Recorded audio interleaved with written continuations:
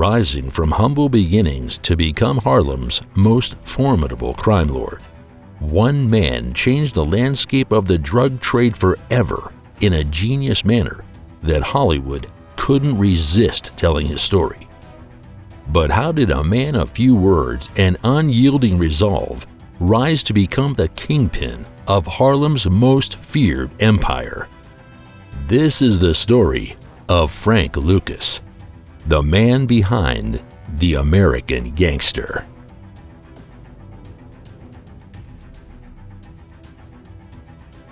Dark start.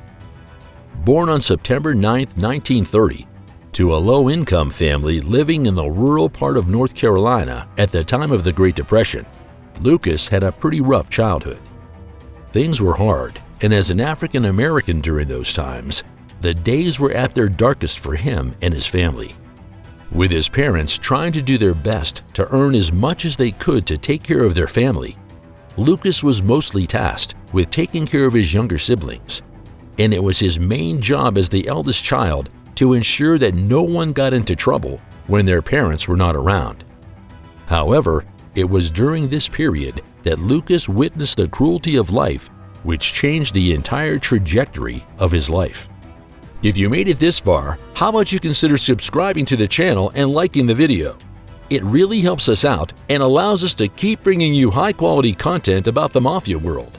Thanks, we appreciate you. Dive into crime. When he was just 6 years old, 5 members of the Ku Klux Klan, dressed in their notorious sheets and hoods, appeared at the shack where they lived.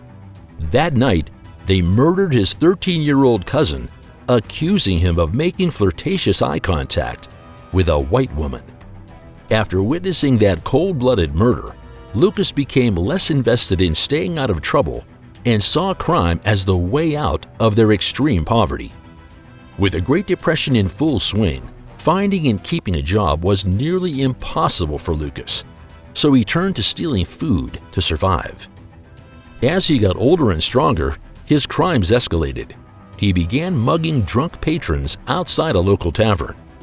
While still hustling a life of crime by the side, Lucas landed a job as a truck driver for a pipe company in his late teens, but the only legitimate job he had at the time fell through, all because he was caught having an affair with the boss's daughter.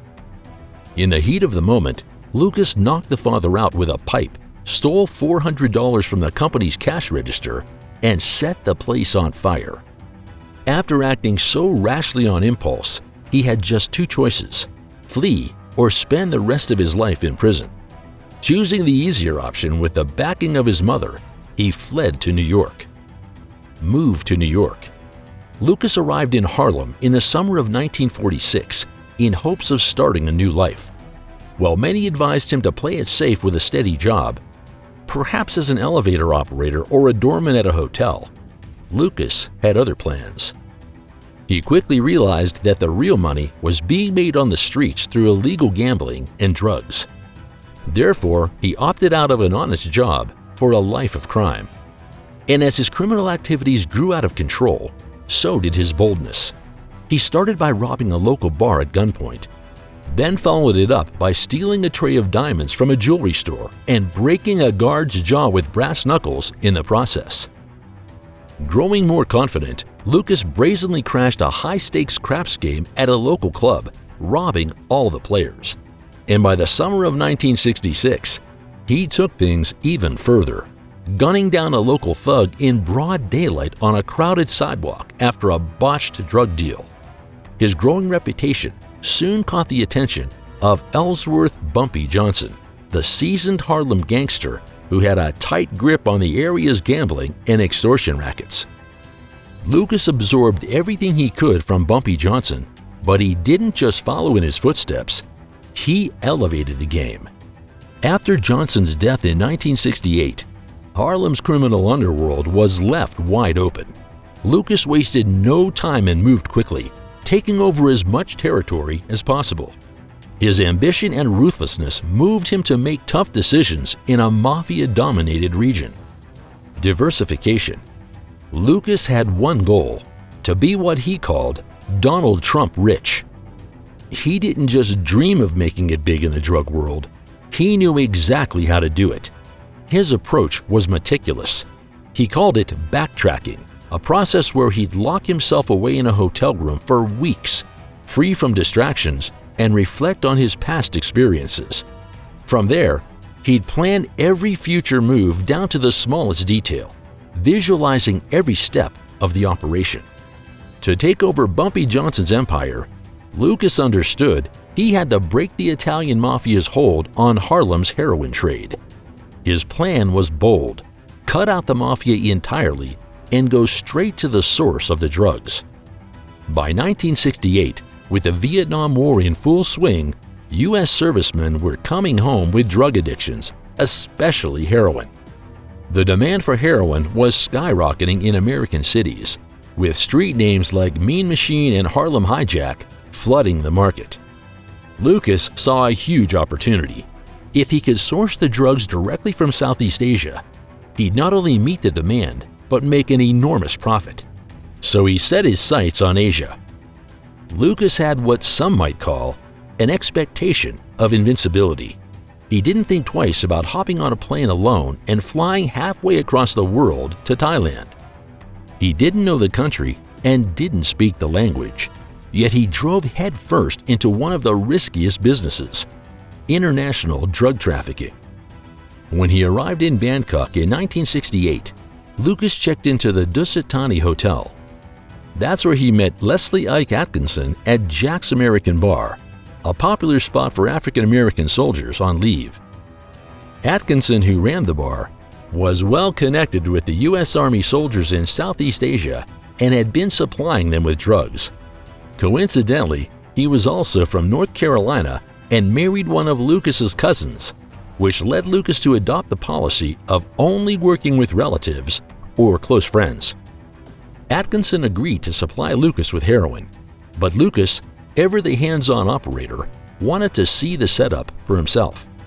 For the next 2 weeks, Lucas and Atkinson trekked through the jungles of Thailand until they reached Atkinson's main source, a Chinese Thai man named Luichi Rubawat, also known as 007. Rubawat controlled vast poppy fields in the Golden Triangle, a rugged jungle region on the borders of Thailand, Burma, and Laos. The poppy fields led to caves carved into the mountains, where the opium was processed into heroin. On that first trip, Lucas purchased 132 kilos of high-grade heroin at $4,200 per kilo, an absolute steal compared to the $50,000 per kilo price he would have paid in Harlem through Mafia channels. Lucas and Atkinson then devised a distribution system, essentially creating an army inside the army, enlisting soldiers and draftees to help move the drugs. Key military personnel, American and South Vietnamese, had to be brought into the fold, and Lucas used his charm and hefty bribes to do just that.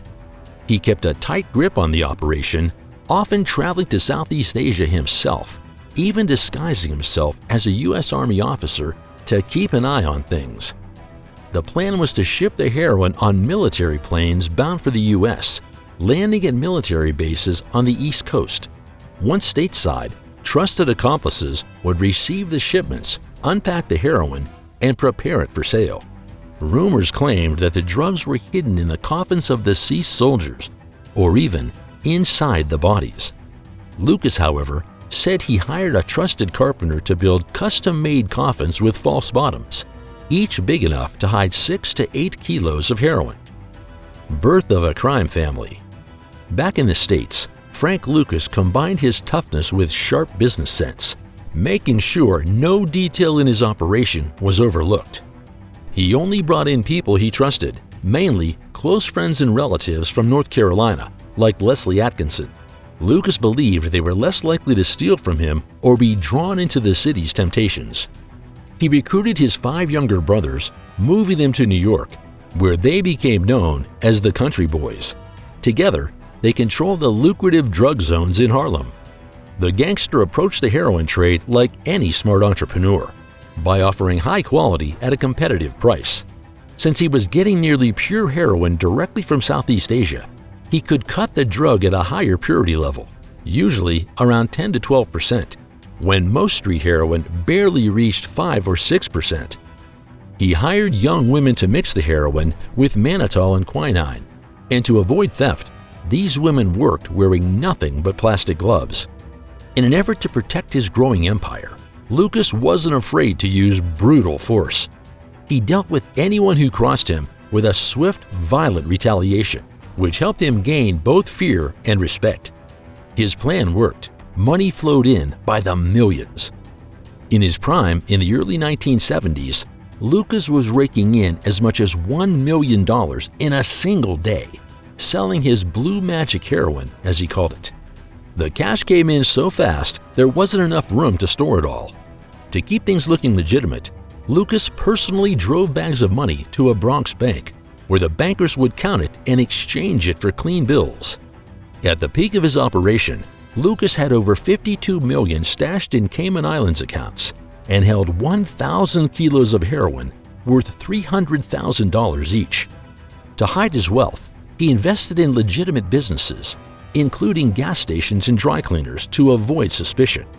He also purchased office buildings in Detroit, apartments in Los Angeles, Puerto Rico, and Miami, and even a sprawling ranch called Paradise Valley in North Carolina, where he raised 300 Black Angus cattle and prize-winning bulls.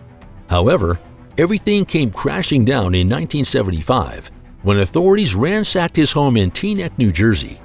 They discovered $584,000 in cash, along with keys to several safe deposit boxes in the Cayman Islands. The drug pin was convicted on both federal and state drug charges and a 70-year sentence. But he ended up only serving 5 years after becoming a state's witness, helping law enforcement take down numerous other drug dealers and corrupt police officers. Despite his cooperation, Lucas couldn't stay away from the drug trade. In 1984, he was arrested again on drug charges and sent back to prison, where he remained until his release in 1991. After his release, he tried to give back to the community in an effort to heal the damage his drug empire caused by joining his daughter's nonprofit organization, and he stayed out of trouble till he eventually died of natural causes in 2019. Did Lucas really depart from the drug trade, or was it an illusion that he fed the authorities? Let us know in the comments below, and for more dark stories of the underworld, subscribe to the channel and ring the notification bell to never miss an update.